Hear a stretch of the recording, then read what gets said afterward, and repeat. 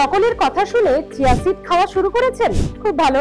তবে জানেন কি, চিয়া সিড যতটা ভালো, আবার কিছু কিছু রোগীদের ক্ষেত্রে চিয়া সিড কিন্তু মারাত্মক হতে পারে।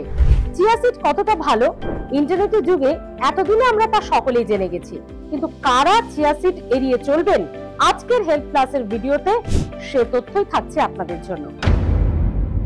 যাদের কিডনির সমস্যা আছে তারা চিয়া সিড এড়িয়ে চলুন, কারণ চিয়া সিডে রয়েছে প্রচুর পরিমাণে পটাশিয়াম এবং ফসফরাস, যা কিডনির অসুখ থাকলে ক্ষতি করতে পারে।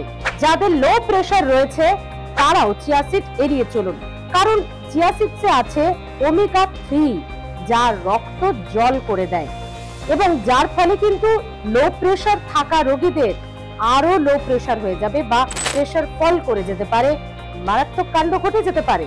তাই লো প্রেসারের রোগীরা চিয়া সিড এড়িয়ে চলুন। যাদের ফুড অ্যালার্জি আছে বা খুব স্পেসিফিক্যালি যদি বলি তিল বা সরষে এই জাতীয় দানা থেকে যাদের অ্যালার্জি হয় তারা এড়িয়ে চলুন চিয়া সিড, কারণ সেই সমস্ত কিছু উপাদান কিন্তু যা তিল ও সরষেতে থাকে তা চিয়া সিডেও রয়েছে, তাই অ্যালার্জি বেড়ে যেতে পারে। চিয়া সিডে প্রচুর পরিমাণে ফাইবার রয়েছে, যা পেটের যাদের সমস্যা রয়েছে তাদের আরো সমস্যা তৈরি করতে পারে।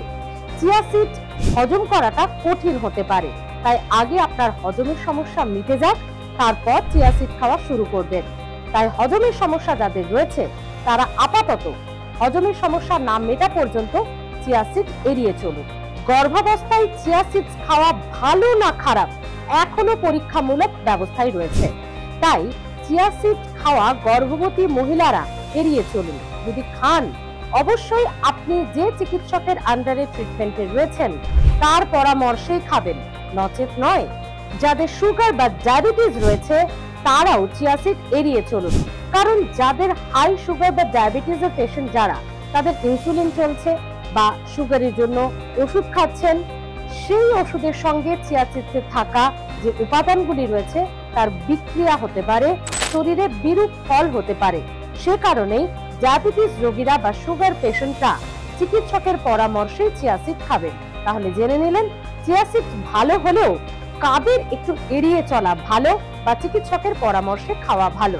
হেলথ সম্পর্কিত আরো ভিডিও পেতে দেখতে থাকুন হেলথ প্লাস, সাবস্ক্রাইব করে রাখুন, লাইক করে রাখুন। ভালো থাকবেন।